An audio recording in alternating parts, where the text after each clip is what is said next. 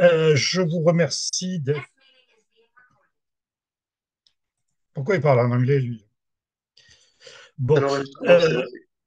c'est toujours en anglais, ce truc-là? Bon, c'est pas grave. Merci à toutes et à tous d'être présents aujourd'hui. Je suis très honoré de recevoir dans le cadre des webinaires mensuels de SPT Laurent Chambaud.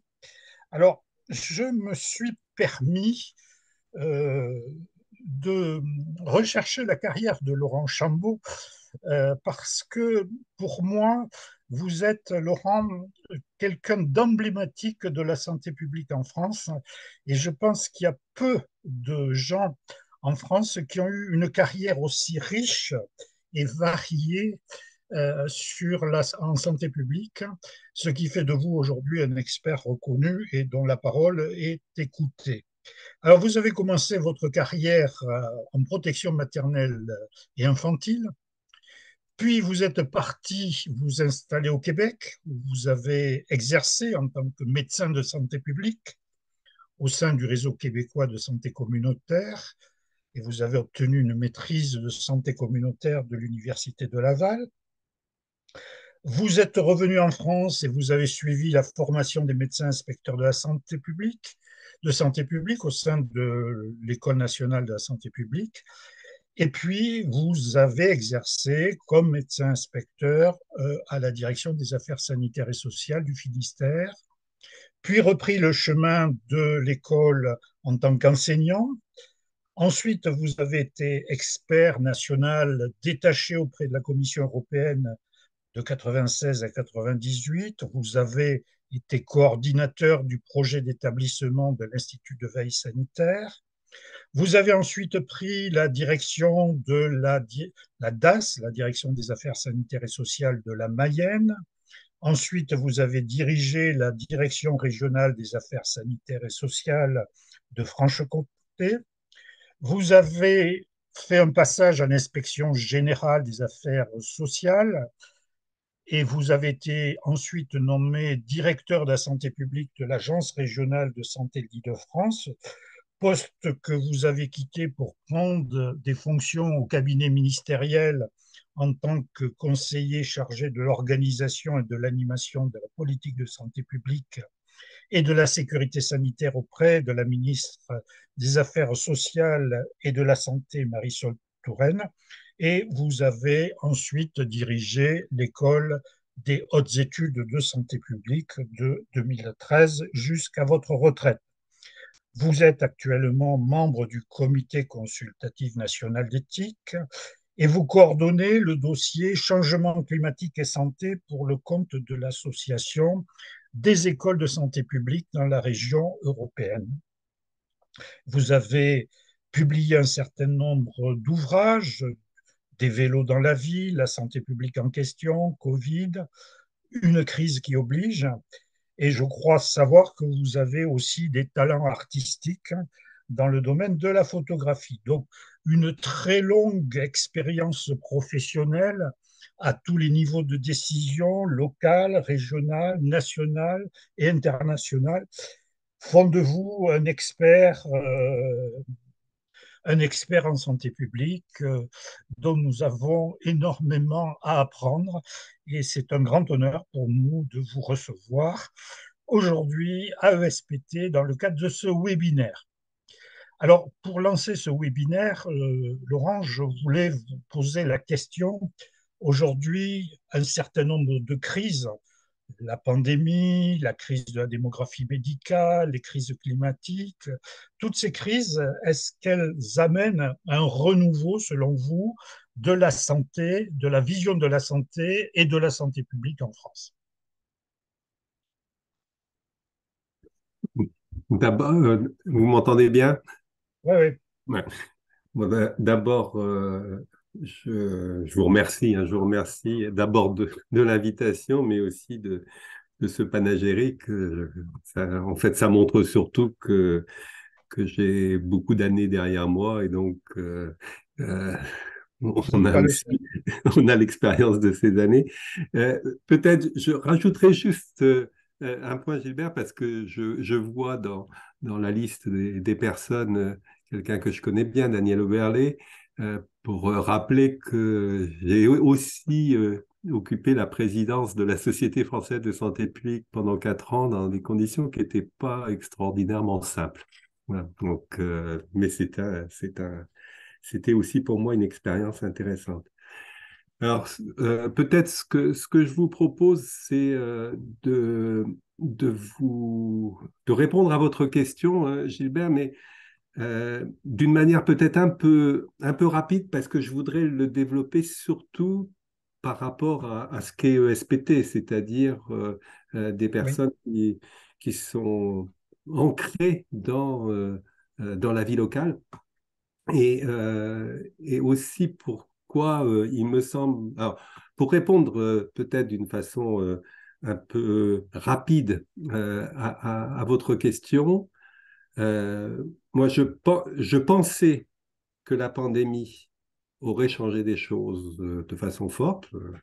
Il n'y a qu'à voir l'expression de nos dirigeants au début de la pandémie que ce soit en France ou ailleurs d'ailleurs, où rien ne sera plus comme avant, etc., etc. Euh, J'avoue être sur ma fin quelques années après la pandémie, donc et encore quelques années après le pic de la pandémie, puisqu'on on s'en vient tout doucement vers une situation endémique. Euh, mais je pense que ça doit nous obliger à revisiter complètement les choses. Alors, du côté des pouvoirs publics et du pouvoir politique, mais aussi du côté de la santé publique.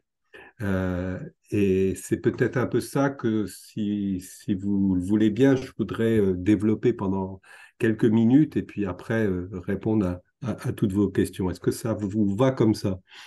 très bien, très bien. Euh, donc, je diviserai peut-être en deux phases. La première, c'est, je vais essayer de vous donner toutes les raisons qui, pour moi, euh, sont majeures pour conforter le rôle des collectivités territoriales dans le domaine de la santé publique. Et si je forçais un peu le trait, mais pas tant que ça, moi j'aurais tendance à dire que les collectivités territoriales, c'est un peu l'équivalent de la grande muette chez l'armée, c'est-à-dire c'est la grande oubliée.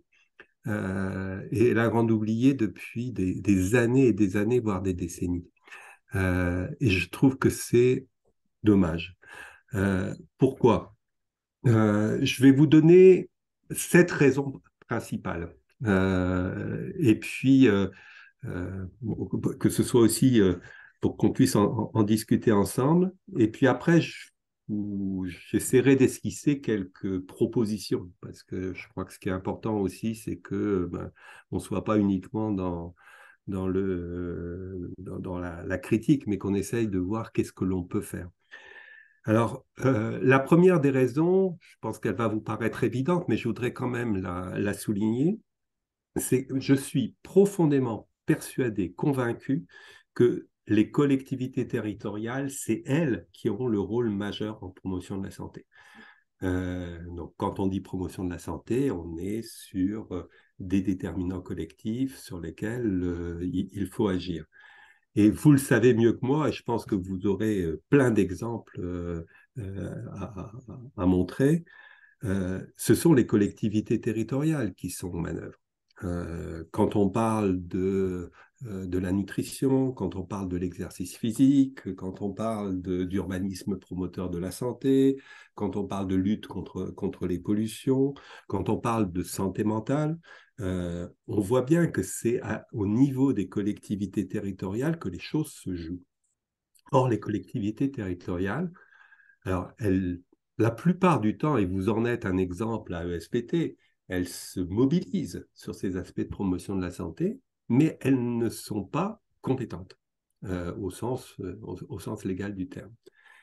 Et je trouve que c'est absolument, enfin, c'est une hérésie, c'est-à-dire si on veut développer la promotion de la santé en France, il faut reconnaître le rôle des collectivités territoriales, parce que Je vais prendre un exemple. Vous avez eu la gentillesse de citer mon livre sur des vélos dans la ville, qui essaye de faire le lien entre ce que j'aime au niveau de la photo et ce que j'aime au niveau de la santé publique. Euh, si vous, qui va être en charge de mettre en place les pistes cyclables, d'être capable de promouvoir une vision apaisée du vélo dans la ville, d'être en mesure de développer ce type de mobilité active? Ce sont les collectivités territoriales. Alors bien sûr, le niveau national ou régional peut aider, peut soutenir, mais en pratique, c'est là où ça se joue. Si vous voulez développer des programmes nutritionnels, alors on voit bien, le programme national nutrition santé est une très belle chose. Le fait de développer le Nutri-Score est un élément important au niveau national et j'espère européen. Mais où se jouent les choses par rapport au public, c'est au niveau local. Et donc, je pourrais multiplier les exemples, mais encore une fois, je pense que vous en avez dans votre pratique bien plus que moi. Peut-être un dernier exemple sur ce sujet-là, parce que ça a été pour moi un révélateur intéressant, et probablement certains ou certaines d'entre vous y étaient. Il y a eu à la fin de l'année dernière un colloque à Nantes sur ville et santé mentale. C'était passionnant. C'était passionnant de voir tout ce que les villes peuvent faire en termes de diagnostic, mais surtout en termes d'intervention. Et comment elles avaient une approche extrêmement ouverte de ces problématiques de santé mentale dans la ville. Donc, ça, c'est le premier élément. Encore une fois, je pense que vous en êtes toutes et tous convaincus, mais je voulais quand même marteler cet aspect-là. La deuxième raison pour laquelle le rôle des collectivités est important, c'est aussi pour moi un rôle croissant sur l'organisation de la première ligne.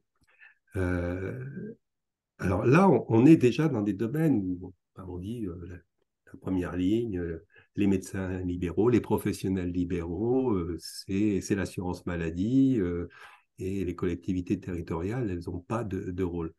Mais de fait, si et notamment parce qu'elles ont été toutes interpellées sur les déserts médicaux.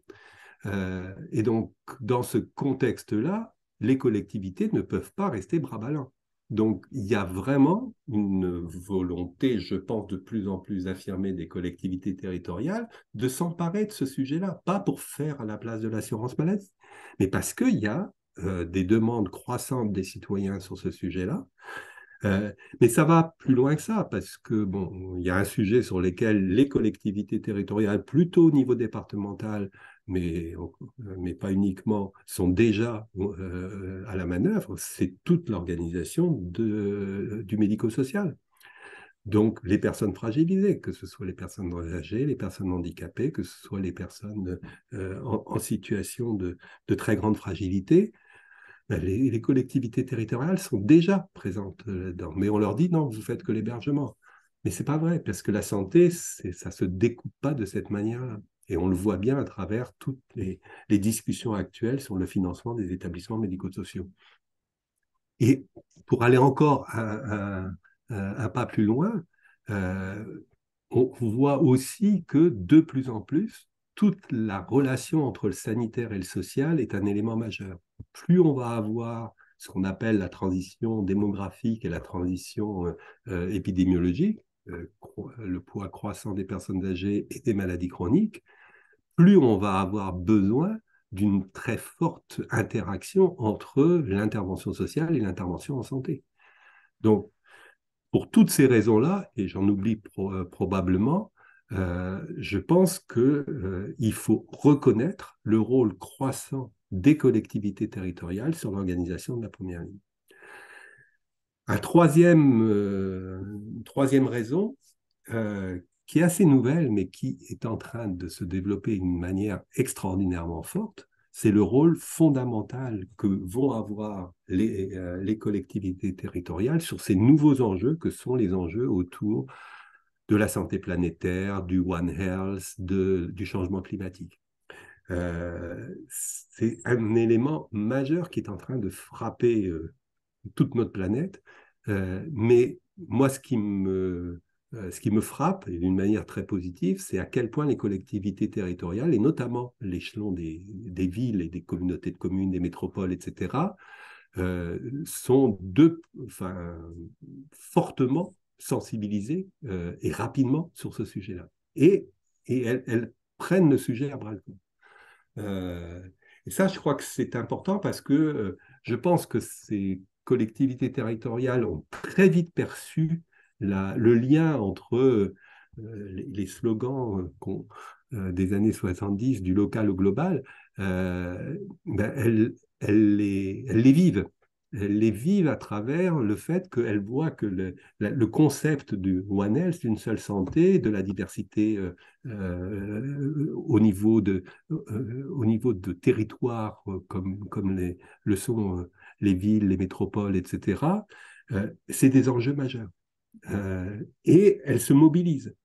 Et je pense que c'est d'autant plus important que ça fait lien aussi avec le vécu des gens. C'est-à-dire que là, depuis peu de temps, hein, la population se rend compte du changement climatique, ce qui n'était pas le cas il y a quelques années. Et donc, elle est en train de se mobiliser sur ces sujets-là. Et les collectivités territoriales ont un rôle absolument majeur parce qu'elles sont le lieu où ce vécu du changement climatique va se cristalliser.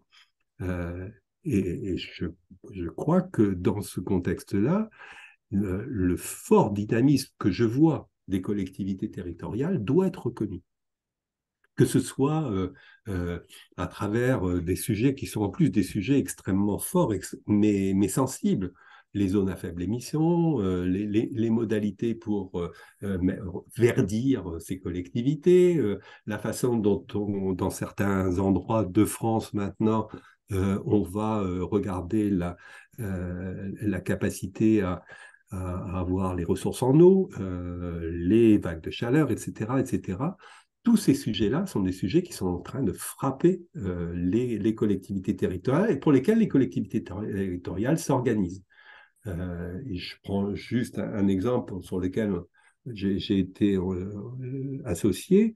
Il y a un programme français des villes en transition qui est dans le cadre d'un programme mondial et on voit bien que les villes en France, mais comme dans beaucoup d'autres endroits dans le monde, sont les lieux où ça va se discuter.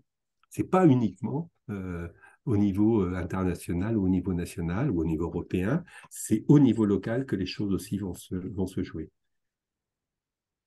La quatrième raison pour laquelle je suis persuadé et convaincu que les collectivités territoriales ont un rôle absolument fondamental en santé publique, alors là, il est assez classique en santé publique, mais je veux aussi le marteler, c'est que c'est à ce niveau-là que se vit, que se traite la question des inégalités ou des inéquités sociales et géographiques. Euh, Encore une fois, je pense que vous en avez des exemples multiples chez vous, mais ce sujet des inégalités de santé, c'est un sujet qui est une sorte de marronnier de la santé publique, mais pour des bonnes raisons. Euh, mais je crois que ce qu'il faut aussi, c'est avoir un abord de ce sujet-là, non seulement en termes de problèmes, mais aussi en termes de solutions. Et là, je pense qu'on a besoin de travailler avec les collectivités territoriales sur ce sujet-là. Donc, pour moi, c'est vraiment aussi un élément majeur de la façon dont les collectivités territoriales peuvent agir en santé publique parce qu'elles ont un certain nombre de clés sur les inégalités.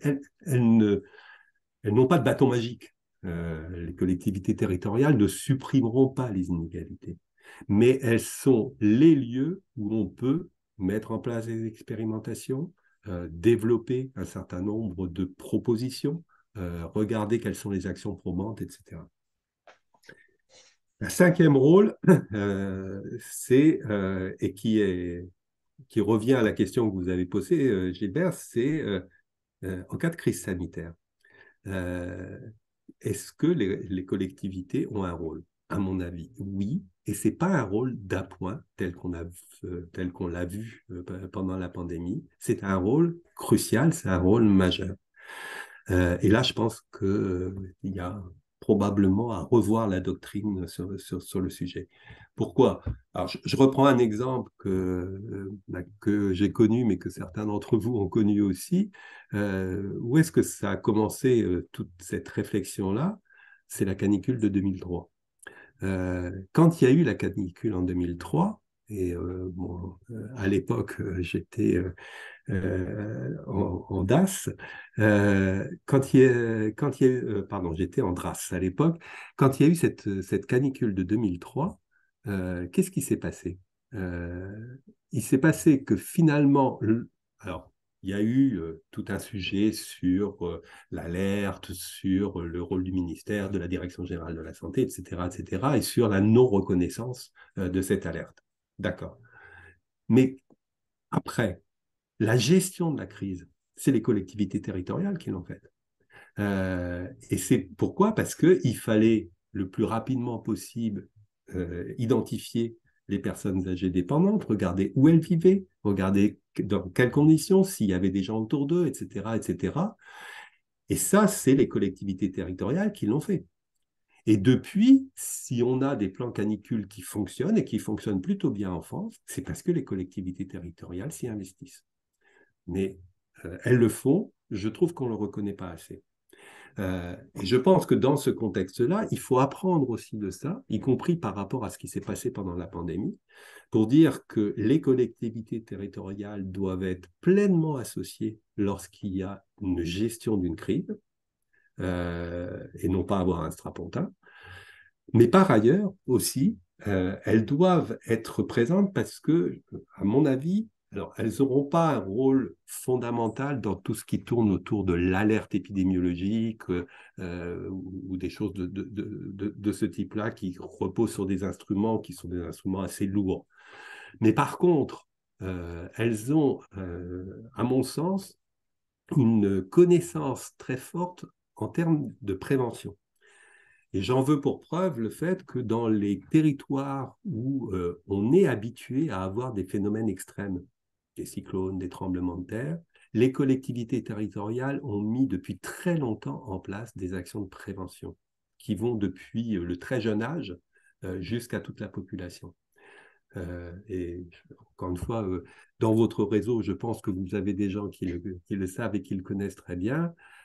Quand un cyclone s'abat aux Antilles, les gens ils savent ce qu'ils doivent faire.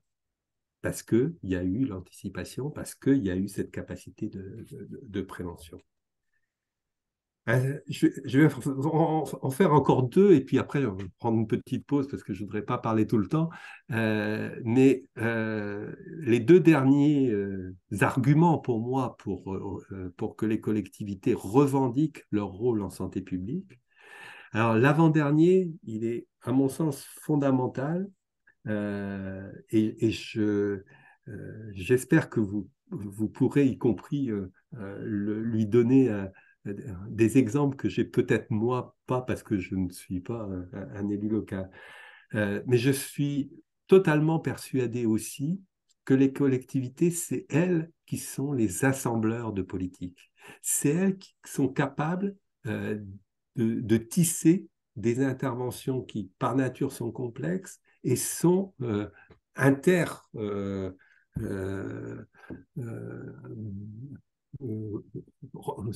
sont obligés d'aller voir dans de nombreux secteurs intersectoriels. Et je crois que là, les collectivités ont un savoir là-dedans. Et je trouve que c'est un peu particulier parce que nous, en santé publique, on parle toujours de la santé dans toutes les politiques. Mais les collectivités territoriales savent par nature faire de l'intersectoriel. Et je crois que là, il faut reconnaître aussi cette capacité. Et si on veut que la santé dans toutes les politiques ne soit pas juste un slogan, il faut aussi permettre de voir, d'accompagner et peut-être même aussi d'analyser la façon dont les collectivités territoriales sont capables de faire la santé dans toutes les politiques par leur approche de tissage, d'assembleur de politique. Et enfin, peut-être le dernier point, la dernière raison, elle est pour moi aussi assez importante. C'est le fait que les collectivités sont un pan majeur de nos démocraties. Et là-dedans, on a un sujet qu'on n'a pas résolu en France, qui est le fait qu'on a d'un côté une démocratie représentative et de l'autre côté une démocratie participative à travers les associations, les groupes de pression divers et variés. Euh, et je pense que c'est un problème parce que de par cette dichotomie, les structures de démocratie en santé euh, relèguent les collectivités territoriales au rang d'un des acteurs comme les autres. Alors que je pense qu'ils ne sont pas un des acteurs comme les autres. Ils ont un rôle majeur de responsabilité vis-à-vis de leur population et ils sont élus. Et je terminerai en vous donnant un petit exemple qui date d'hier soir. Quand je regardais une émission que certains d'entre vous doivent connaître qui s'appelle 28 minutes sur Arte. Euh, et dans 28 minutes, alors on ne parlait pas du tout de... Enfin, si on parlait un peu de la santé, parce que, et notamment de phénomènes extrêmes, puisque c'était sur la Libye. Et je ne sais pas si certains d'entre vous ont regardé cette émission. Donc, c'était la situation à Derna en Libye suite à l'inondation qu'il y a eu. Et un des trois invités, alors, c'était un chercheur en sciences politiques qui connaît très bien la Libye, qui s'appelle Patrick Haïmzadeh, et qui expliquait que la grosse difficulté qu'il y a eu, notamment dans l'est de la Libye, c'est que jusqu'il y a quelques années, les élus étaient probablement les gens, dans le contexte d'anarchie complète de ce qui se passait en Libye, les élus locaux étaient ceux qui étaient les moins corrompus et qui avaient le plus l'écoute de leur population. Mais qu'est-ce qui s'est passé? C'est qu'il y a quelques années, le dirigeant du côté est de la Libye a décidé de nommer les élus locaux. Et ça a désorganisé tout. Et donc, c'est une des raisons pour lesquelles, pour ce chercheur, pour lesquelles il y a eu un tel déficit d'anticipation et de réaction par rapport à ce qui s'est passé à Derna. Donc, cet exemple pour vous dire que moi, je suis profondément convaincu que dans ce contexte-là, il faut reconnaître aussi le rôle dans la démocratie en santé de nos élus locaux, donc de vous, et de voir comment ils peuvent avoir peut-être un autre rôle, et ça fera partie d'une de mes propositions dans la deuxième partie sur qu'est-ce que l'on peut faire à partir de là. Ouais, j'étais peut-être un peu long, Gilbert, sur cette première partie, mais je pensais que c'était... j'espère que ça peut vous donner quelques pistes sur, pour vous, comment vous pouvez défendre votre rôle en santé publique en tant que collectivité de proximité. Bien, merci, merci Laurent. Peut-être on va prendre quelques questions avant que vous abordiez votre deuxième partie, hein. Écoutez, est-ce qu'il y a des mains levées? J'en vois pas. Véronique, toi qui as l'habitude de poser. Ah, il y a Pascal Échard qui veut poser la question. Pascal, vous avez la parole. J'active mon micro et ma caméra. Oui, voilà. Je souhaitais intervenir. Bonjour Laurent, bonjour tout le monde. Je souhaitais intervenir par rapport au rôle des collectivités, où je pense que qu'on a eu euh, pendant la crise Covid un rôle d'alerte parce qu'on était au plus près des populations. Ce sont les collectivités qui ont les premières alertées sur les difficultés de santé mentale, enfin nous du moins. Au niveau de notre contrat local de santé, quand on a fait le bilan à mi-parcours qui s'est trouvé juste après la crise Covid, on a vu apparaître ces difficultés de santé mentale dans la population avant que ça n'apparaisse au niveau national. on a été les premiers je veux dire, en première ligne pour le coup, parce qu'il fallait qu'on réagisse sur les difficultés alimentaires des populations les plus précaires. Donc là, on a vraiment, je pense que ce rôle d'alerte du fait de nos, excusez-moi, j'ai un peu le nez pris, mais j'ai juste chopé le Covid depuis 2 jours, donc là, je suis bourrée de vitamine C, donc ça devrait aller. Mais donc, donc, je pense que ce rôle d'alerte qu'on a du fait de notre contact auprès des collectivités, auprès des usagers, est quand même très important. Donc ça, c'était une des premières choses que je souhaitais aborder. L'autre chose, quand Laurent parle de notre rôle au niveau de la démocratie sanitaire, on est collectivité un certain nombre à avoir mis en place des modes de consultation de type assemblée citoyenne, conseil de quartier, qui sont effectivement des organes qui nous permettent d'avoir une bonne représentation de la participation citoyenne avec lesquels on peut travailler. Voilà, c'était ces 2 sujets-là que je souhaitais j'irais, mettre en avant pour abonder nos discussions d'aujourd'hui. Et où les collectivités ont un vrai rôle, hein. Là, on vient de travailler, alors je parle d'Évry-Courcouronnes parce que c'est ma ville. On vient de réunir l'Assemblée citoyenne pendant 5 séances sur la santé. On va promouvoir un avis citoyen qui va passer en conseil municipal, qu'on a axé sur beaucoup plus les déterminants de santé que sur l'accès aux soins, parce bon, on sait que c'est à la fois compliqué et qu'il n'y a pas de réponse, franchement. Voilà. Mais on a aussi travaillé avec d'une autre façon avec les usagers. Donc, on a aussi cette possibilité-là de travailler au plus près des usagers de notre service public. Voilà. Véronique, tu veux dire quelque chose? Peut-être laisser Laurent Mhm. réagir au propos de Pascal. Merci Pascal. Oui. Merci Véronique et merci Pascal. Très, très rapidement, sur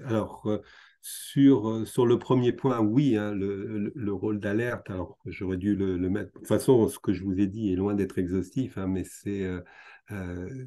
j'ai essayé plutôt de regrouper, mais effectivement, euh, dans les éléments liés à la préparation et à la réaction sur des crises sanitaires, oui, les collectivités territoriales peuvent aussi avoir un rôle d'alerte.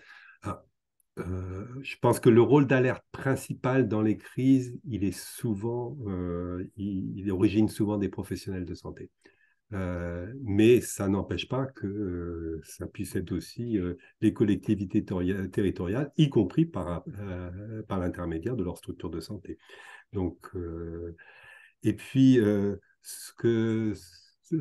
sur la problématique aussi des personnes qui étaient en situation de grande précarité, ben là, pour moi, c'est typiquement dans ce que je vous ai dit, c'est-à-dire la gestion de la crise. C'est les collectivités territoriales qui le font, y compris en regardant les populations qui peuvent être les plus impactées dans ce contexte-là. Et ça j'en suis fortement persuadé.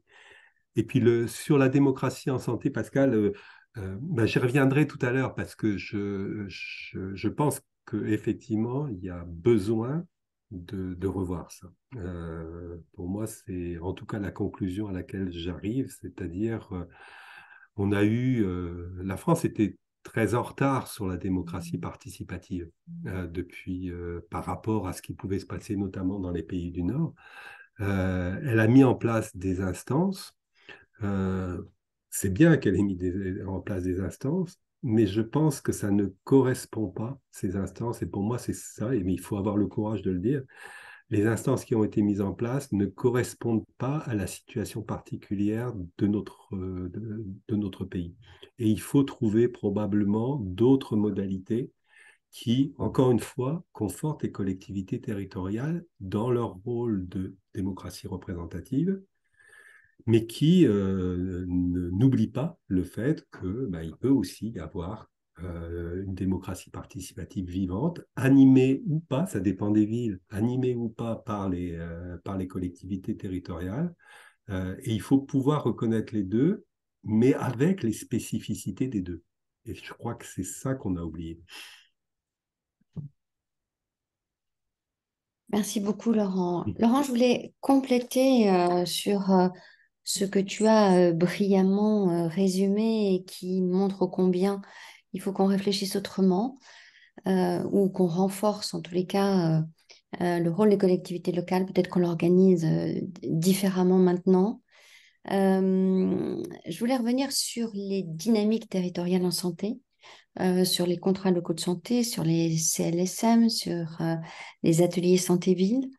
Est-ce qu'une des solutions, selon toi, est de dire, ben, comme on va couvrir la France de CPTS, est-ce qu'il faut couvrir la France de CLS?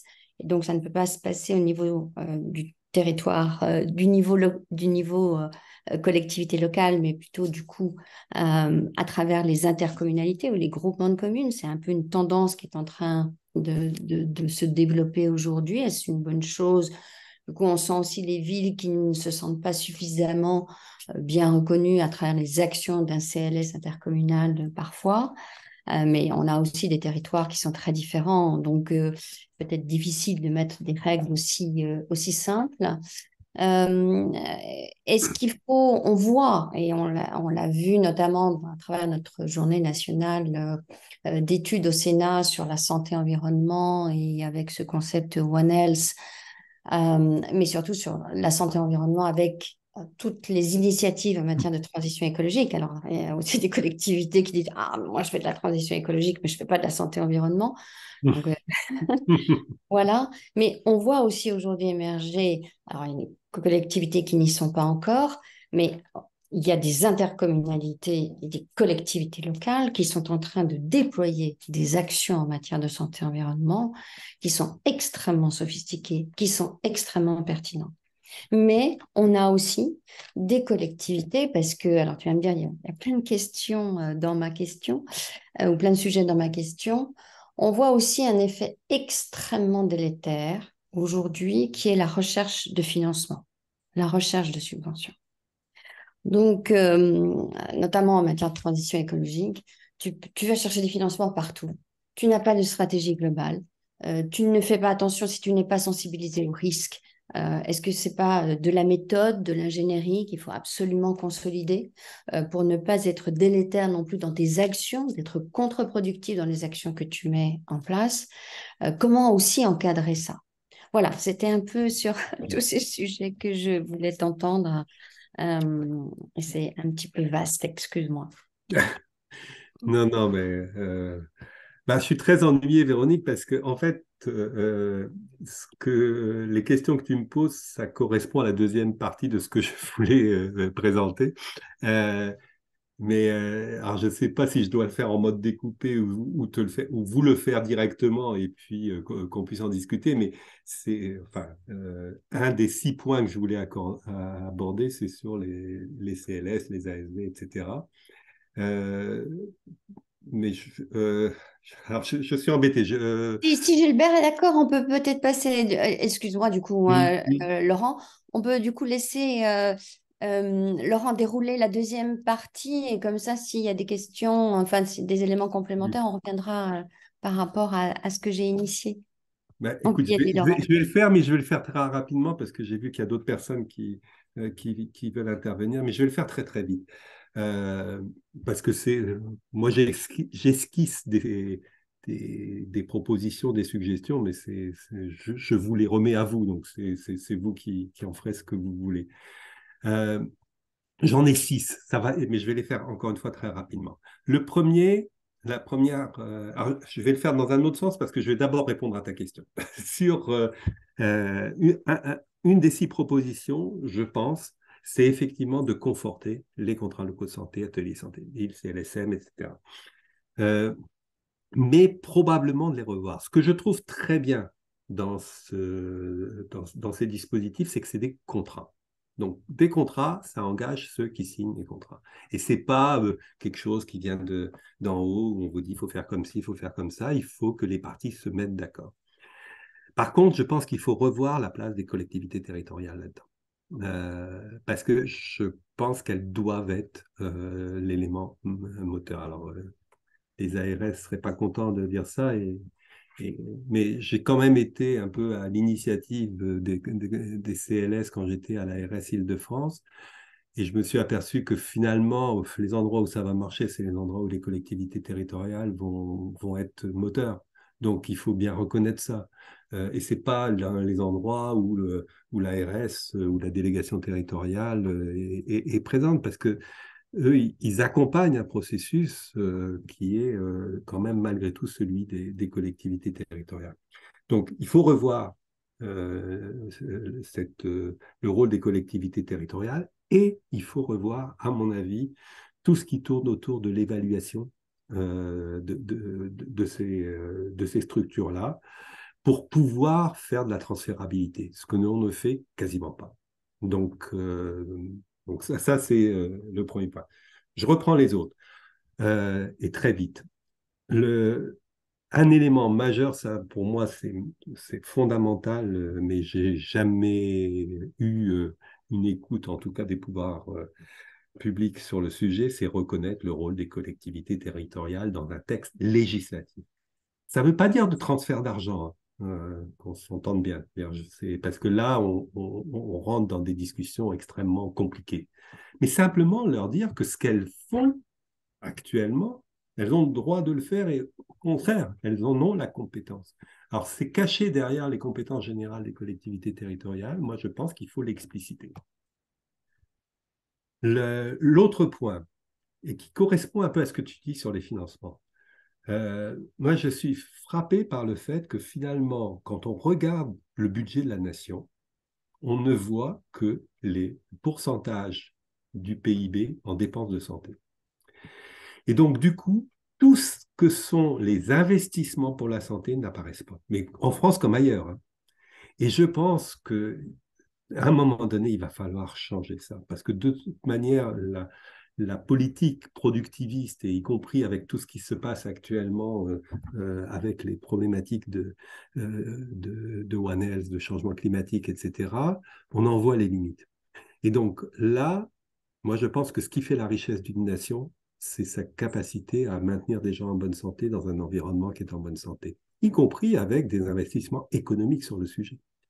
Donc ça veut dire qu'il faut revoir complètement les comptes de la nation pour pouvoir le faire. Et donc, du coup, dans ce contexte-là, changer, mais radicalement, la façon dont on voit les investissements pour la santé. Et donc, ça devrait, à mon avis, avoir des conséquences majeures sur la façon dont on peut mettre de l'argent sur le système de santé, sur la santé, et pas uniquement sur le système de soins. Un troisième point, on en rediscutera, je fais que le titre. Donc un quatrième, puisque j'en ai déjà dit un, c'est revoir le concept de formation des élus. On ne peut pas parler de formation des élus, à mon avis, sur ces sujets comme ça. Ça veut dire une culture de santé publique, ça veut dire des sensibilisations d'une manière complètement différente, ça veut dire investir sur la transférabilité des expériences, etc. Donc, on en rediscutera si vous le voulez, mais je pense qu'il y a quelque chose autour de ça. Revoir, et là, ça fait lien aussi avec ce que disait Pascal, revisiter complètement les instances de démocratie en santé. Et ça va poser la question de la gouvernance des ARS, entre autres, mais aussi de la façon dont se font la Conférence nationale de santé, les CRSA, etc., et les nouvelles structures qu'on essaye de mettre en place, quel rôle pour les CPTS dans ce contexte-là, etc., etc. Et puis le dernier point, mais alors là, je m'avance un peu, mais si on va jusqu'au bout de tout ça, ben, il faut peut-être penser à ce que pourrait être un service public local de santé. Et voilà, question je me disais, on a maintenant France Service, on a France Travail, on n'a pas France Santé. Et ça ne veut pas dire qu'il faut étatiser tout, ça ne veut pas dire qu'il faut, mais il faut réfléchir sur la production d'un bien productif qui est celui de la santé au niveau local. Et je pense que ça vaudrait le coup de le faire. Et donc, du coup, qu'on ait un vrai débat complet, total sur la santé en France, ce que l'on n'a pas eu, y compris dans les dernières élections. Voilà, pour une réponse longue, mais enfin, c'est plutôt une ouverture à d'autres questions et à d'autres commentaires. Très bien, Laurent. Donc, vous nous donnez des pistes. Alors, moi, je vais me faire un peu l'avocat du diable, là, parce que vous avez vraiment plaidé la cause de SPT, donc je vais faire l'inverse, si vous me permettez. C'est pas très bien du président de SPT. Euh, j'observe, moi, au niveau des élus, qu'il y a beaucoup de flou sur la définition de la santé. J'ai assisté à une visioconférence, enfin, un webinaire, sur une communauté de communes qui voulait introduire la santé dans trois documents de planification, le PCAET, le PLU, et je ne sais plus, le troisième. Ils ont mis 3 réunions pour se mettre d'accord sur comment ils définissaient, comment ils appréciaient la santé. Donc je crois qu'aujourd'hui, il y a important, alors vous avez parlé de formation des élus, est-ce que c'est la formation, c'est de la sensibilisation? J'ai tendance à dire, moi, quand j'interviens, que pour moi, élu à la santé, mais qui suis un ancien professionnel de la santé, la définition de base, c'est la définition de l'OMS. Et quand on a dit ça, on n'a rien dit parce que ça ressemble à la définition du bonheur, c'est pas très opérationnel, etc. Mais dès qu'on parle de déterminants de santé, là, on rentre dans de l'opérationnel. Et si on ne comprend pas que finalement notre santé est liée à tous ces déterminants, on a du mal à imaginer la santé autre que on n'est pas malade, ou, on a un hôpital qui marche. Donc moi je pense qu'il y a tout un travail à faire sur la définition de la santé. Alors, il y a des villes comme Toulouse, comme Évry, comme Nice, qui sont des villes très développées, qui sont au réseau français des villes santé OMS, qui ont des médecins, directeurs, etc. Donc là, il y a une connaissance quand même, une culture de la santé, mais il y a tout un tas de villes où il n'y a pas de professionnels de la santé dans les administrations municipales. Dans ma propre ville, à Albi, je suis le premier élu à la santé. Et lorsque j'ai parlé de mots un peu barbares, universalisme proportionné, etc., on s'est demandé de quoi je parlais. Ou de la santé dans toutes les politiques, c'est quoi ces histoires-là, etc. Donc il y a quand même un problème de culture, de sensibilisation. Et un deuxième point qui me paraît important, on a travaillé à ESPT avec la délégation danoise sur la structuration de la santé. Et Anne Smetana, là, qui est un peu la chargée euh, qui, qui transfère ça au niveau de la France, nous disait que la première chose qu'ils ont fait, c'était une réforme communale, hein, puisqu'ils avaient diminué drastiquement le nombre de communes pour avoir des masses critiques. Il est certain qu'aujourd'hui, une commune de 5000 habitants aura du mal à mener une politique de santé de façon autonome. Les EPCI, des fois ça marche, des fois ça marche pas. Et quelquefois, il y a cette superposition avec les métropoles, etc. Ça fait un certain nombre de millefeuilles un peu compliqués. Et il y a des CES de ville avec des CES de métropole ou d'agglo où ça frictionne, hein. Donc, je pense que là aussi, il y a peut-être des réflexions à mener sur ce millefeuille administratif français. Et puis, la dernière remarque que je vais faire, c'est que l'élu local, il n'est pas seul à faire de la santé. Il y a l'élu départemental qui fait aussi de la santé. Il y a l'élu régional.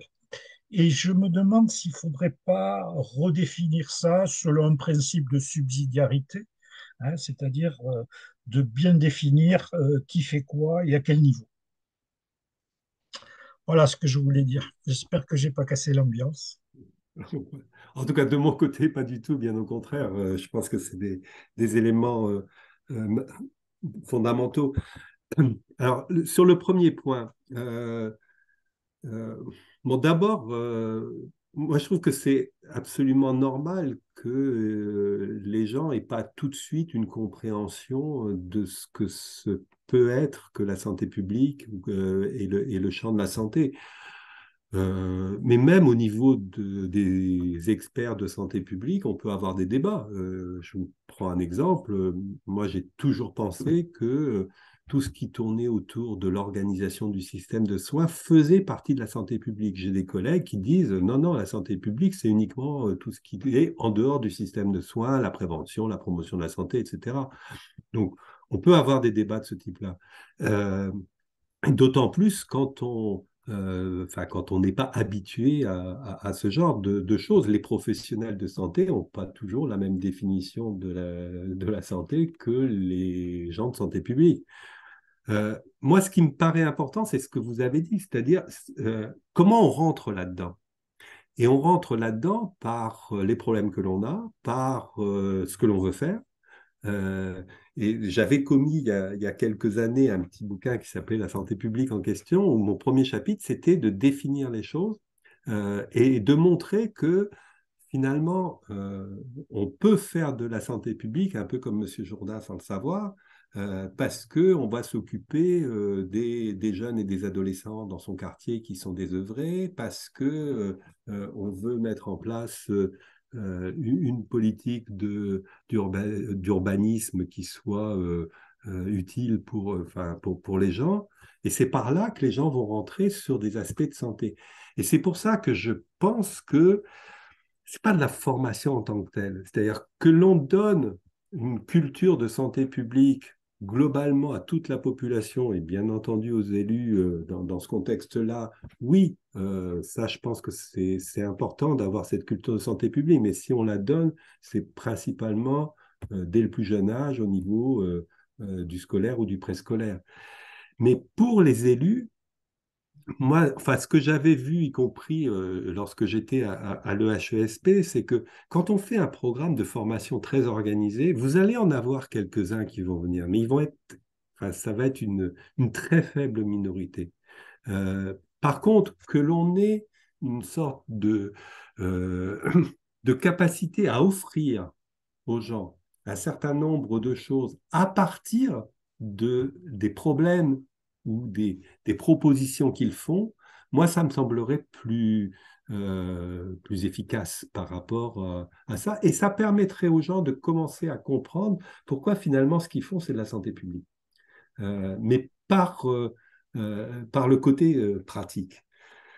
Donc c'est plutôt comme ça, à mon avis, qu'on peut avancer. Et c'est pour ça que je pense qu'il faudrait que, d'abord, qu'il y ait plus de structures qui soient capables de faire ce type de sensibilisation et qu'on passe beaucoup plus par des études de cas, par de la simulation, par des réponses à des problématiques que les gens se posent, plutôt que par une vision un peu magistrale, même quand elle est faite par des outils tel que c'est celui qu'on utilise aujourd'hui.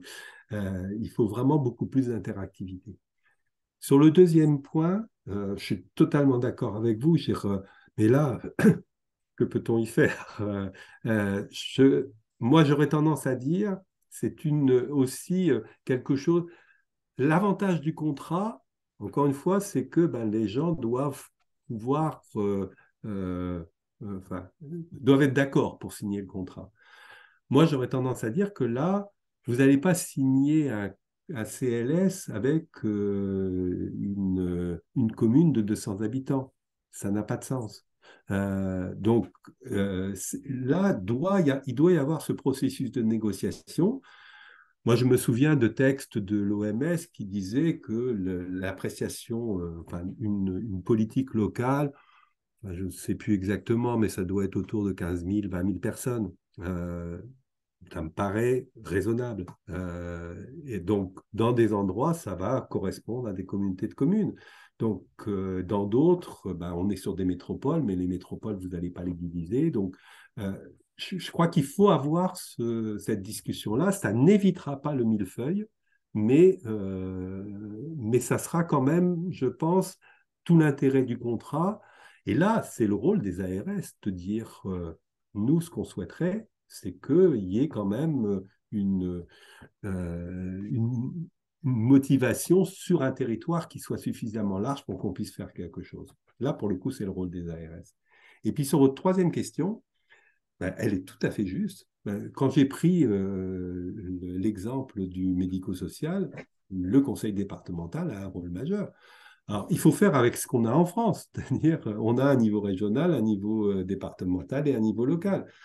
Euh, Est-ce qu'on en a besoin? Ça, c'est une question politique sur laquelle je ne vais pas m'exprimer aujourd'hui, mais dans ce contexte-là, moi, je vois très difficilement avoir des politiques vis-à-vis des personnes âgées ou des personnes handicapées sans mettre le conseil départemental dedans. Donc, il faudra bien le faire. Et vous avez probablement vu comme moi la revendication du Conseil régional d'Île-de-France pour prendre la tête et de la PHP et de l'ARS Île-de-France. Donc, ça veut dire que cet enjeu-là, il est là aussi. Et c'est normal. Je ne sais pas si j'ai bien répondu à votre envoi. Docteur Bonnel? Oui, bonjour à tous. Merci pour cette invitation. Je crois qu'on était hier à la réunion avec de l'ADF. Je crois que Madame Garnier, vous y étiez, de l'ADF Santé, voilà. Moi, je suis directeur de la santé au département et je suis médecin, donc au département des Alpes-Maritimes. C'est vrai qu'on a fait un gros travail santé dans toutes les politiques et qu'on a fait un plan santé organisé pour qu'on puisse faire comprendre l'intérêt d'avoir cette sensibilisation à la santé dans tous les axes stratégiques portés par notre collectivité. C'est pas simple parce que la littératie en santé, ben, ça ne s'invente pas non plus. Aller parler aux élus pour leur parler santé, eux, ils ont leur vision politique et politicienne, j'allais dire, qui n'est pas forcément en adéquation avec ce que nous, on peut recommander et aller suivre en termes de veille, de prospection, de veille sur le territoire. Et donc, moi, je me heurte, alors gentiment, hein, mais j'allais dire, c'est pas forcément simple de faire entendre raison aux politiques qui a envie qu'il y ait une politique santé qui se développe, de faire entendre raison sur les bons projets à mener. Voilà.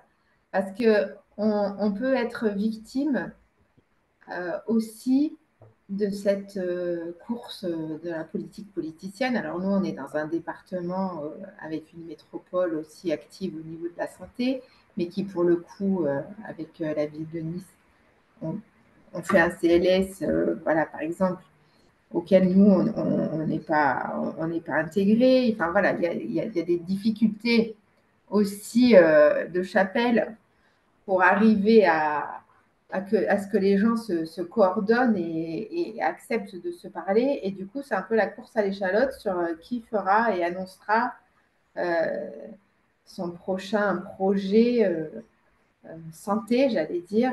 Voilà. Mais du coup, nous, et le rôle qu'on a, nous, à jouer les services des collectivités, quand il y a de la chance quand même d'avoir des professionnels de santé qui sont dans ces structures, parce que M. Angard disait qu'effectivement, il y a des fois des services où c'est que des administratifs. Donc moi, mon rôle en tant que médecin, c'est vraiment de ramener cette vision santé et de l'expliquer. Et vraiment, enfin, je voulais repositionner ça parce que c'est pas un positionnement simple pour les services administratifs qui gèrent de la santé dans ce contexte-là global avec des politiques qui ont envie de s'emparer de toutes les thématiques santé de façon un peu parfois anarchique. Donc il faut redonner, il faut en plus de faire de la littération santé, de leur expliquer le pourquoi du comment, il faut donner un cadre qu'ils acceptent. Donc c'est pas évident. Nous, comme je disais hier, on va ouvrir, enfin se lancer dans un contrat local de santé départemental Donc, on a eu l'autorisation de l'ARS de pouvoir faire la demande pour que ce soit le département qui porte sur son territoire départemental cette vision un peu stratégique aussi de l'organisation de la santé et voilà, sur des axes un peu sur les axes sur lesquels on va, hein, puisque en tout cas nous dans le 06 hein, on va la désertification médicale, donc là on est à fond, la santé publique en général, prévention, promotion de la santé, santé dans toutes les politiques, voilà, on essaye vraiment d'ouvrir le cadre. Mais c'est vrai qu'il faudrait, comme vous l'avez dit tout à l'heure, reconnaître le rôle des collectivités territoriales dans un texte législatif, parce que là aussi, on se borne et c'est complexe. Et dans le nouveau PRS aussi, c'est un peu compliqué. C'est-à-dire qu'on nous demande de faire des trucs innovants, mais on n'est pas reconnu. Et puis, et comment on les finance? Parce que voilà. On arrive à un moment où, du coup, je vous prends l'exemple de l'Institut Mozart, j'en parlerai à la prochaine réunion de l'ADF, mais on vient de créer un institut qui permet à la fois, donc c'est le partenariat entre notre collectivité territoriale et le Centre Antoine Lacassagne de lutte contre le cancer, qui permet à tous les Maralpins touchés de près ou de loin par le cancer et à leurs familles, à leurs aidants, de pouvoir venir bénéficier à la fois d'un accompagnement médico-social très ciblé sur les missions départementales, plus des soins de support et vraiment dans une approche B2B, hein, vraiment d'aller vers les personnes, de les accompagner et de ne pas les lâcher, quoi. Donc, c'est du cocooning spécifique à cette thématique-là. Et là, bah, typiquement, on n'a aucun financement, une difficulté aussi de reconnaissance de l'outil. Et voilà, donc c'est compliqué. C'est vrai qu'on se lance des projets, mais après, on est face un peu au fait que, ben voilà, comment est-ce qu'on va arriver à pérenniser l'action, quoi. Voilà tout ce que je voulais dire. Merci. Merci. Peut-être juste, si vous me permettez, une réaction mais très rapide sur ces différents points. D'abord, le positionnement que vous avez, bah, c'est logique, hein. Je veux dire, quand on fait de la santé publique, on essaye d'influencer des décisions à partir d'un certain nombre d'éléments qui sont l'expertise scientifique que l'on peut avoir sur le sujet, la capacité à mettre ensemble un certain nombre d'acteurs et ça rencontre aussi des éléments très... Enfin, mais que le directeur général de la santé, il a la même difficulté vis-à-vis du gouvernement ou le DG d'ARS vis-à-vis du ministre de la Santé. C'est-à-dire, il y a aussi euh, des, des pouvoirs politiques qui sont liés à des élections, à des représentations. Il faut l'accepter. Moi, ce que je vois quand même, c'est que les enjeux de santé deviennent des enjeux qui sont maintenant incontournables, à quelque niveau que ce soit. Et donc, ça permet, je pense en tout cas, d'avoir plus de légitimité qu'on pouvait en avoir avant. Dans un cadre qui est un cadre où ben, vous pouvez aussi rencontrer des vents contraires avec d'autres points de vue, que ce soit économique, que ce soit économique et industriel, que ce soit environnementaux, que ce soit... Donc, encore une fois, ça me paraît normal, ça fait partie de la démocratie. Sur le contrat CLS départemental, encore une fois, c'est un contrat, c'est très bien. Moi, je pense que ce qu'il faut, c'est arriver à faire en sorte que cette dynamique des contrats devienne une dynamique active, positive, et ça n'empêchera pas, même si vous avez le contrat local sur tout le département 06, qu'il y ait des déclinaisons sur différentes autres modalités géographiques. Encore une fois, c'est un contrat. Donc, à partir du moment où les gens sont d'accord, ça doit permettre de développer une dynamique. Mais j'insiste sur les deux points que j'ai dit tout à l'heure, c'est-à-dire, à mon sens, les contrats locaux de santé sont mal évalués. Et par ailleurs, il y a très, très peu de capacité de transférabilité des expériences. Donc, du coup, on reproduit la même chose un peu partout, ou on fait des erreurs on n'arrive pas à les faire éviter ailleurs, etc., etc. Et ça, en termes d'énergie pour les acteurs, je pense que c'est une catastrophe. Et puis, dernier point sur le financement, je reviens sur ce que j'ai dit aussi tout à l'heure, c'est-à-dire à partir du moment où on est incapable aujourd'hui de montrer comment un financement peut être un investissement pour la santé.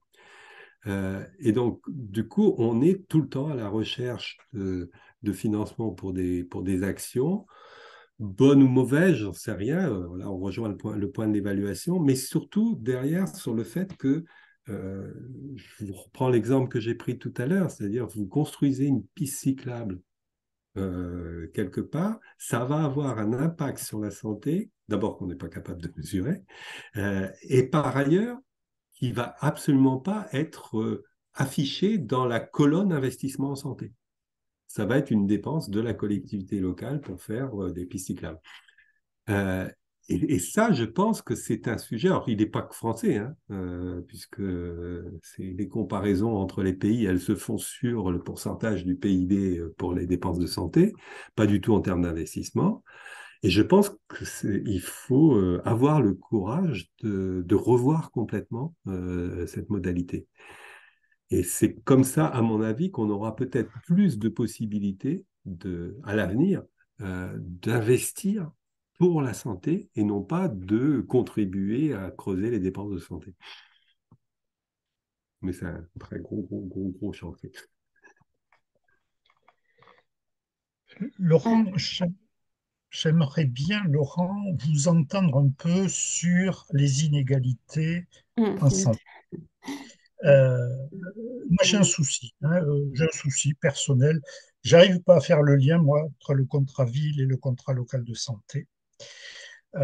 J'ai du mal à avoir des données plus précises en santé sur les quartiers prioritaires de la ville, hein, puisqu'aujourd'hui, on a un profil santé, par exemple, de l'Albigeois, mais on a quand même trois QPV, hein, quartiers prioritaires de la ville, où j'ai le sentiment, à travers les contacts que j'ai en tant qu'élu, hein, qu'il y a quand même des problèmes un peu plus spécifiques. L'outil qui est l'ABS, hein, l'analyse des besoins sociaux, me paraît pas un outil très orienté vers le sanitaire et beaucoup plus. Voilà. Est-ce que vous, là-dessus, vous avez eu des réflexions? Oh, oui, alors, oui, et depuis longtemps, mais ça ne veut pas dire qu'on a résolu le problème. Euh, moi, ce qui me semble, c'est que il y a deux éléments majeurs.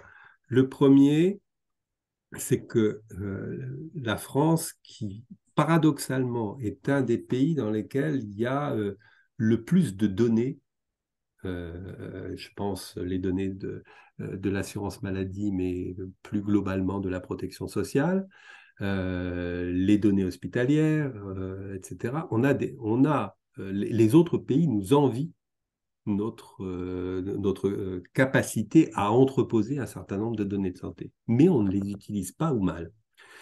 Alors, ça revient un peu aussi à la question précédente, c'est-à-dire qu'est-ce que l'on peut faire pour être capable, je prends par exemple les Anglais qui sont pour moi pas un exemple hein, en termes de capacité à développer des systèmes de santé équitables, etc. Mais ils ont une base de données alors qu'eux n'ont pas la possibilité telle que nous on l'a avec l'assurance maladie, mais ils sont capables de développer des données de santé à un niveau local fin. Et je pense que vous, collectivité locale, si vous voulez travailler là-dessus, vous avez besoin de ces données-là. Mais ça revient à ce que j'ai dit tout à l'heure, c'est-à-dire si les collectivités locales ne sont pas identifiées comme des pivots de l'action en santé publique, ben, vous pouvez le demander, mais vous ne l'avez pas. Il y a eu plusieurs tentatives aussi pour mettre en place des observatoires locaux de santé. Mais à ma connaissance, bon, d'abord, il y en a eu très peu, et puis ça ne s'est pas véritablement développé. Et les ORS sont en général des structures qui sont des structures associatives qui dépendent des financements qu'on leur donne. Donc, on se retrouve dans un contexte de fragilité extrême pour pouvoir demander, je dirais même exiger, des données de santé. Ça, c'est la première partie.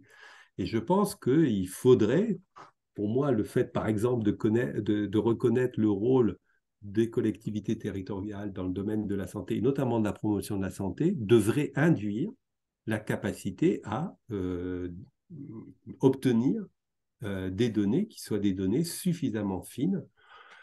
L'INSEE le fait pour plein de sujets, donc je ne vois pas pourquoi on ne serait pas capable de le faire pour les données de santé au sens large, c'est-à-dire à la fois les données sociales et de santé. Et puis le deuxième point sur lequel, moi, il me semble important d'insister, c'est j'ai une collègue québécoise qui parlait d'arrêter de parler de la science des problèmes pour parler de la science des solutions. Je pense qu'il faut aussi investir beaucoup sur finalement comment on peut avoir une action efficace, des interventions efficaces sur les inégalités de santé. Et ça, pour le faire, ben, on ne peut le faire qu'avec vous.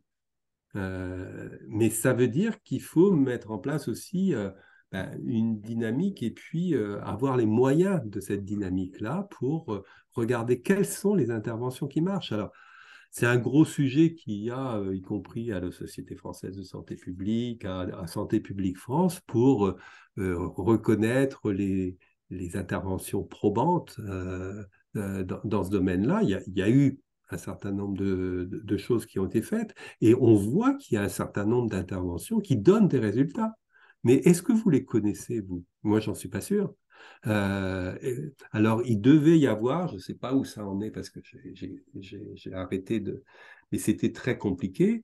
Il devait y avoir une sorte de banque des données probantes sur un certain nombre de sujets. On sait que, par exemple, sur la nutrition, il y a un certain nombre d'interventions en milieu scolaire qui sont efficaces. Mais il faut les mettre à disposition des collectivités territoriales, il faut les aider à les transposer dans leur contexte, et tout cet appareillage-là, il n'existe pas aujourd'hui. Donc, ça veut dire aussi probablement revoir le rôle de Santé publique France, revoir le rôle des agences régionales de santé, qui, au lieu de demander à tout prix cette gouvernance, devraient plutôt être des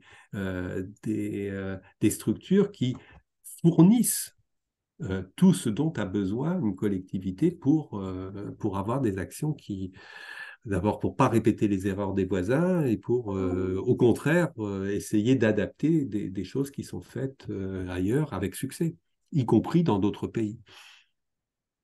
Alors, je ne réponds pas totalement, mais me semble que ces deux éléments peuvent être quand même des pivots dans les revendications que vous pouvez avoir. Pascal, tu avais levé ta main tout à l'heure, non? Je vois que la main est baissée. Justement, Oui, Laurent. non, j'ai levé puis j'ai rebaissé parce qu'en fait les réponses sont arrivées et j'ai plus je sais plus sur quoi j'avais. C'était des réactions comme ça un petit peu lors de la discussion. D'accord, merci Pascal. Laurent, justement, à propos des autres pays, sachant que on n'applique pas, on ne décide pas comme ça d'intégrer un nouveau modèle qui viendrait in extenso d'un autre pays proche de nous.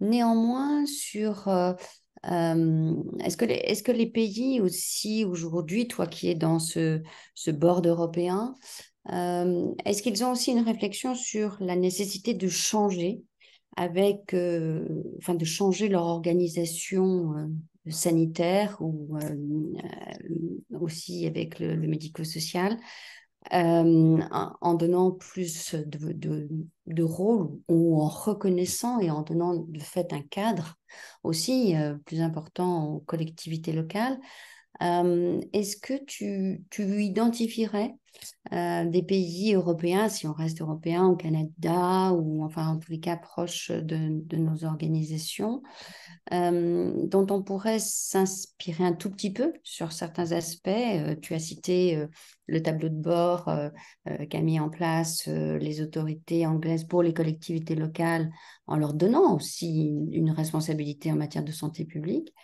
Est-ce qu'il y aurait, voilà, est-ce que d'abord cette réflexion de changer aussi sa façon d'organiser son système de santé, ou au contraire un modèle qui marche de mieux en mieux, sachant qu'en termes d'accès aux ressources de premier recours, ça c'est quand même assez partagé. Mais est-ce que tu aurais, quand on fait du parangonnage, de regarder un peu les expériences des autres pays, des éléments à partager? Oh, c'est une vaste question, Véronique, mais je pense que c'est toujours intéressant d'aller voir ce qui se passe ailleurs. Ça, j'en suis vraiment persuadé. Alors, je vais essayer de faire une réponse courte aussi, mais ce que je dirais, c'est que, à mon sens, et en tout cas aussi avec humilité, parce que je ne connais pas tout de tous les pays, pour bien connaître un système de santé, faut y vivre. C'est la meilleure façon de le connaître. Et encore. Mais de ce que je vois, euh, je- il y a plusieurs éléments. Le premier, c'est que je pense que vraiment la santé publique est politique au sens le plus noble du terme. C'est-à-dire qu'on ne peut pas regarder la santé publique sans regarder la façon dont sont construits euh, les systèmes politiques dans les différents pays. Et que, du coup, ce que l'on défend en santé publique est aussi tributaire de ça. Euh, et, euh, et je crois que là, on le voit régulièrement dans la façon dont l'organisation des systèmes de santé se met en place. Elle est liée à l'histoire du pays, à la culture du pays et aussi à la façon dont les choix politiques se font. Et ça répond un petit peu déjà à ta question, c'est-à-dire ce que l'on voit, c'est que les pays globalement du Nord, euh, ont depuis très longtemps des systèmes qui sont plutôt régionalisés, plutôt avec une très forte interaction de la santé et du social, euh, mais qui font des choix qui peuvent être différents selon les orientations politiques. Et on a des enjeux, c'est vraiment d'actualité actuellement, mais quand on parle des aspects de migration et santé, on voit bien que les pays européens sont en train d'être traversés et parfois même foudroyés par ces aspects-là, et avec des conséquences en termes de santé qui sont loin d'être négligeables et d'organisation du système de santé. L'exemple type, c'est le Danemark. Le Danemark qui a fait un choix très très fort en termes d'organisation du système de santé, mais qui par ailleurs fait actuellement des choix pour éviter d'avoir à s'occuper de la santé des migrants parce qu'ils ne se sentent pas en mesure de le faire pour des raisons qui sont des raisons de choix politiques. Donc tout ça pour dire que il faut vraiment avoir ça en tête, c'est que la santé publique, c'est politique par nature. Le deuxième point par rapport à ta question, c'est que malgré ces éléments-là, je pense ce que je disais tout à l'heure, c'est-à-dire que la question de l'interaction entre le sanitaire et le social et la question de la capacité à donner des responsabilités à un niveau local est une question qui est en train de se poser un peu partout. Alors, mais ça dépend beaucoup de si les systèmes sont décentralisés ou pas. Mais à la limite, même dans des pays centralisés, la question se pose. Je pense par exemple le Portugal, qui est un pays centralisé à peu près comme le nôtre, il se pose aussi la question de savoir qu'est-ce que les collectivités territoriales vont faire dans le domaine de la santé. Et à l'inverse, des pays très décentralisés, comme l'Allemagne ou comme l'Espagne, la question de la décentralisation touche complètement aussi le champ de la santé. Et Gilbert le disait aussi, parce que quand on regarde la façon dont les territoires sont identifiés, est-ce qu'on les identifie uniquement pour la santé, ce qu'on a voulu faire en France, ou est-ce on les identifie d'un point de vue politique? Et c'est aussi pour ça qu'il y a eu beaucoup d'errements, y compris avec les agences régionales de santé, quand elles ont fait leur découpage territorial, parce que ça ne correspondait pas au découpage administratif qui correspondait à des compétences politiques. Donc tous ces sujets-là, enfin, à mon avis, ils doivent véritablement être mis sur la table. Et puis peut-être, dernier point, c'est que dans un contexte comme celui-là, moi, mon sentiment, mais bon, je peux le dire, mais je ne suis pas sûr que ça ait un effet quelconque, mais euh, ça serait quand même bien que le niveau européen se préoccupe de ces grands éléments, de ces grandes valeurs, parce que tous les pays sont confrontés aux mêmes questions. Et si on veut construire une Europe, je pense que ça serait aussi intéressant qu'on essaye de voir, non pas pour uniformiser ce qui se passe dans chacun des pays, mais de quelles valeurs on se revendique. Et on peut le faire au niveau national, mais il faut le faire, à mon sens, aussi au niveau européen. Quelles sont les valeurs dont on a besoin? Et moi, je ne peux pas m'empêcher de penser que, encore une fois, quand on regarde le sujet de migration, on voit bien qu'il ne peut se traiter qu'au niveau européen. Mais derrière la migration, il y a migration et santé. Et qu'est-ce qu'on fait? Quand on regarde les sujets autour de One Health, des problématiques environnementales, ça peut pas se traiter, alors ça peut se traiter au niveau local, comme je l'ai dit, et le niveau local est important, mais au niveau d'une politique assumée, ça va être à un niveau large et le niveau européen doit trouver sa place. Donc, je pense que là, il y a aussi il y a à changer. Et puis, ça me permet aussi de répondre, je n'ai pas répondu à Gilbert sur un des points. Moi, je suis un fervent partisan de la subsidiarité. C'est-à-dire, ce n'est pas la peine de faire à un niveau plus un ce que le niveau de base est capable de faire beaucoup mieux. Donc, il faut voir aussi dans ces strates, parce qu'il y aura toujours des strates, qu'est-ce qui est le mieux fait à quel niveau? C'est ce que l'OMS dit depuis très longtemps sur l'organisation des systèmes de santé. Eh bien, très bien, merci Laurent. Est-ce qu'il y a d'autres questions? Je ne vois pas de main levée. C'est un... Je Oui, vois Yves. oui, il y en a, Bama. Monsieur Bama. Allez-y, Monsieur Bama. Je vous entends pas, Monsieur Bama. Pourtant, son micro semble Oui. Votre allumé. micro? Ben, il est allumé, mais Ah, nous n'avons pas censuré, Euh, Monsieur. on ne vous entend pas. Peut-être poser votre question dans le chat parce qu'on n'arrive pas à vous entendre.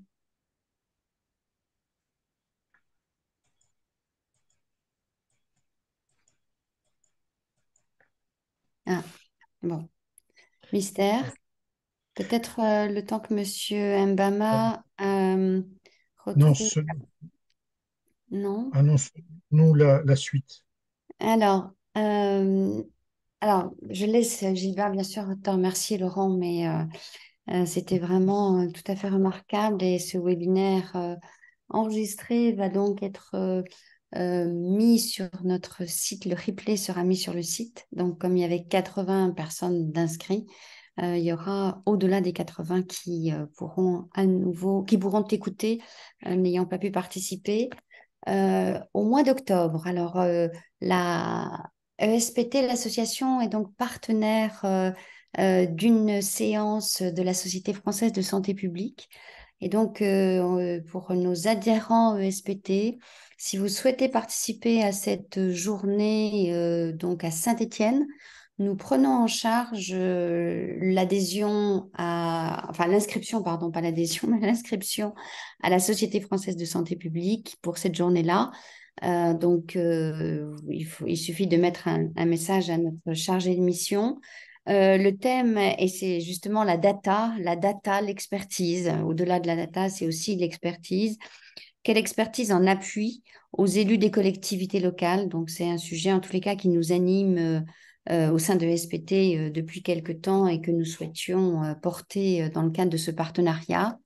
Et puis, donc, au mois de novembre, le webinaire. Alors, un vrai sujet de santé publique, Laurent, sur l'obésité et notamment l'obésité infantile, en faisant parler le professeur Martine Laville, qui a donc remis son rapport au ministre de la Santé suite à la saisine qui y avait été faite.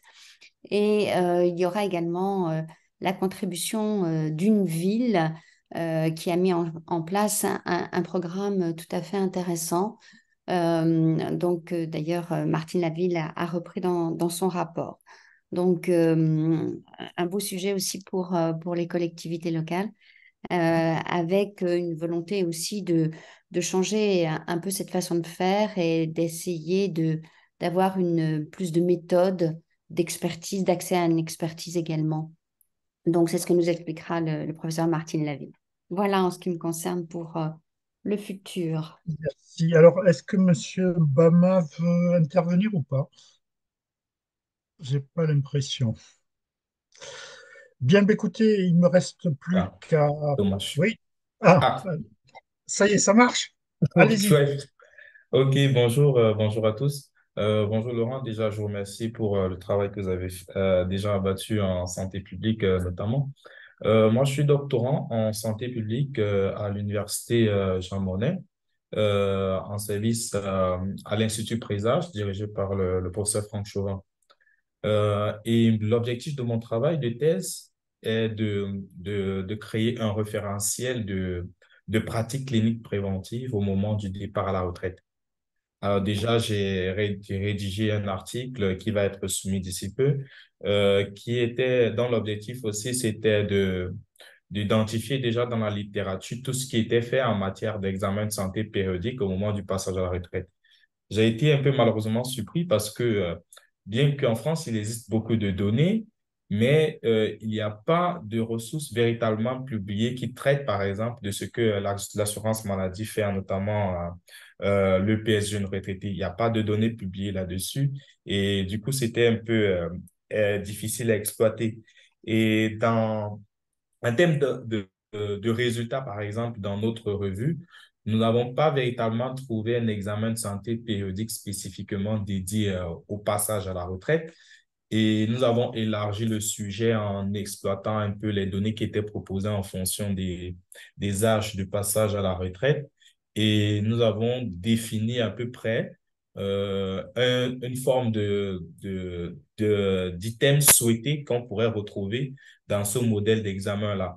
Et nous avons identifié, par exemple, il faudrait faire un bilan de santé lié à l'âge en fonction des facteurs de risque, faire de la promotion de l'activité physique, alimentation équilibrée, une évaluation du niveau de sédentarité, une évaluation également du niveau de littératie en santé chez les personnes. Alors moi, j'avais principalement une question, c'est que par après, nous allons procéder à la validation de ce que nous avons trouvé dans notre revue de la littérature au moyen de la méthode de Delphi. Maintenant, je suis en train d'essayer de construire un peu une cartographie des acteurs qu'on pourrait interpeller afin de valider ce que nous avons obtenu précédemment, c'est-à-dire pour définir à peu près ce référentiel de pratique clinique-là. Est-ce que, selon vous, vous pensez que, il serait intéressant d'inclure dans une étude participative comme celle-là les élus locaux pour pouvoir intégrer des politiques qui se font, pour que ceux-ci puissent apporter, par exemple, leur expérience en matière de ce qui se fait déjà, ou alors est-ce qu'il faudrait exclusivement rester peut-être à toucher uniquement des médecins, ou alors des retraités experts, ou des responsables des structures, que ce soit hospitalières ou assurance maladie ou mutuelle de santé. Merci pour votre question. Alors, je veux pas trop prolonger le webinaire, mais votre question, elle est passionnante. Je vais au moins vous dire pourquoi. Après, je répondrai spécifiquement à votre question. Euh, Elle est passionnante parce que, alors peut-être juste parce que je crois que c'est important de le clarifier, les pratiques cliniques préventives, c'est vraiment un terme québécois. Oui, Et ça veut dire, et c'est très intéressant parce que c'est une distinction qu'on ne fait pas chez nous. Les pratiques cliniques préventives, en fait, c'est de la prévention qui est dans les mains du système de soins. Donc, c'est la vaccination, c'est l'éducation thérapeutique du patient, c'est le dépistage et c'est les examens périodiques. Et dans ce cadre-là, moi, je suis depuis très longtemps sidéré par le fait que les examens systématiques n'intéressent pas les gens de santé publique. Donc, je suis très content que vous vous y intéressiez, mais ça n'intéresse personne.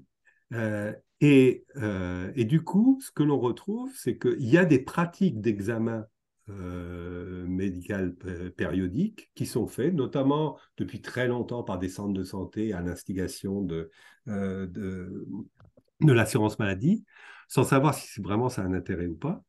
Et la conséquence de ça, c'est que on voit des annonces politiques, il y en a eu il n'y a pas très longtemps, qui sont faites sur la base de rien, c'est-à-dire uniquement du symbole que ça peut représenter, où voilà, on va faire une visite systématique chez le médecin, alors qu'on ne sait pas si ça sert à quelque chose et qu'on n'a rien en termes de véritablement intérêt.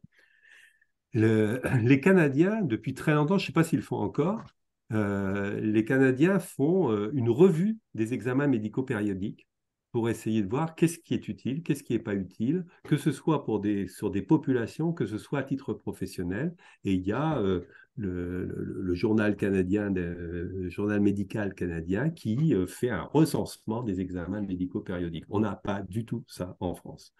Dans ce contexte-là, alors maintenant je réponds à votre question, mais je pourrais disserter pendant quelques temps là-dessus. Moi, ce que je pense, c'est que il faut dans un premier temps que vous solidifiez vos données. Euh, je crois que ce qu'il faut, c'est être capable de savoir à quoi sert un examen médical périodique pour la retraite. C'est à quel âge, c'est à quel moment par rapport à la retraite, c'est pour dépister quoi, et ça va donner quoi, et comment on fait le suivi, etc. Donc il faut, si je peux me permettre, débroussailler le sujet, regarder qu'est-ce qu'il y a dans la littérature qui nous indique que ça peut avoir un effet positif, et à partir de là, vous pouvez effectivement faire un Delphi ou n'importe quelle autre modalité qui permettrait de voir si ces modalités-là sont applicables, et y compris à grande échelle. Donc, il faudra que vous regardiez avec les organisations professionnelles, est-ce que c'est le médecin qui doit le faire ou est-ce que ce n'est pas un médecin? Est-ce que ça doit être dans un cadre particulier? Est-ce que les collectivités peuvent donner un appui? Est-ce que sur un contexte comme celui-là, les structures, les entreprises doivent être aussi incitées à le faire pour leur personnel qui rentre dans un processus de retraite? Est-ce que les mutuelles vont les accepter? Donc, il y a un gros travail qui en France n'est jamais fait. Alors, je ne veux pas vous mettre trop sur les épaules, mais ce que vous faites est fondamental. Et pour moi, c'est de la santé publique, mais alors là, d'une façon très, très pratique, très pragmatique.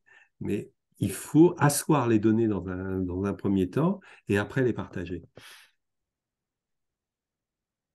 d'accord, merci. Merci beaucoup pour Alors, votre bien sûr, clarification. j'aurais encore d'autres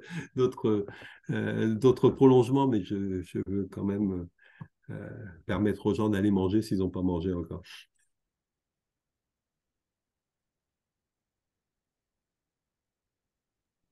Gilbert, votre son est coupé. Super.